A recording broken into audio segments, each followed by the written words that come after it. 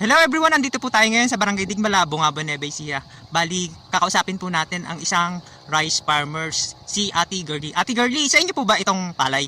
Hindi, may sarili kaming amo. Nakikisaka lang kami. Bali, tauhan lang po kayo ng financer tapos kayo ang nagtatrabaho. Anong month nyo po ito itinanim? Ngayon lang, itong August.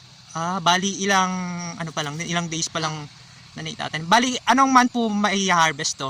Magsimula ka ng August, bilangin mo hanggang October, October, third week ng October. Yun. 90 days.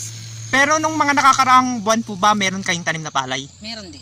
Magkano po naibenta yung tanim nyo nun? Naging 3C naman. 13 pesos per kilo. Nabalitaan nyo po ba yung kung magkano presyuhan ngayon? Oo. Magkano po ang alam nyo? Alam ko, 8 pesos lang ngayon. Sa tingin nyo po ba, sapat yung 8 pesos na presyo ng palay para makabuhay ng isang pamilya? Hindi. Kasi laking lugi para sa amin. Kasi lalo na yung meron kaming sariling amo. Tapos, ang laki ng gastos. Ang gastos namin, umabot na ng 21 mil. Paano kung haani lang ako ng 20 kaban lang din, hindi sapat. Lugi. Bali, hindi po maibabalik yung pagod ng tulad yung ng mga nagkikitrabaho lang din. Nakakatanggap po ba kayo ng ayuda? Hindi na. Simula umalis ako ng barangay, wala na akong ayuda. Ay, ganito. Bali, parang inalis kayo. Hindi ko naman masabing inalis kami. Nandun pa rin naman kami sa master list pero talagang ganun ang buhay na hindi ka maisama sa ngayon. Wala tayong magagawa.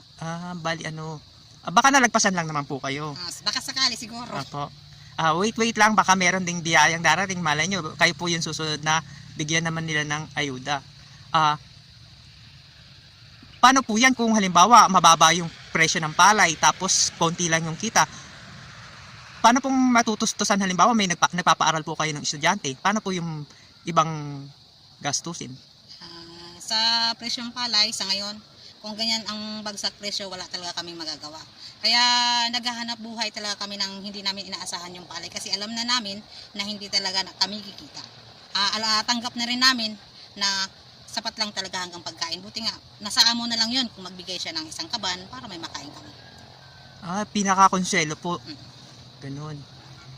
Ano po yung pwede nyo sabihin na makakatulong din sa mga kapwa nyo magsasaka para naman tumaas po yung presyo ng palay? Ang masasabi ko lang bilang magsasaka, asawa ng magsasaka, magkaisa po ang lahat ng magsasaka, isulong po yung dapat magiging presyo ng magsasaka para naman matulungan naman yung mga hinanaing naming mga magsasaka. Dahil sa panahon ngayon, sa dami naming gastusin, may mga anak kami nag-aaral tapos walang nangyayari sa pagsasaka, kawawa naman talaga kaming magsasaka. Unang pinakakawawa yung magsasaka. Kasi kung walang magsasaka, wala din tayong makakain, di ba? Kaya isulong natin ang isang mga magsasaka. Ayun po, at maraming pong salamat sa inyo. God bless po.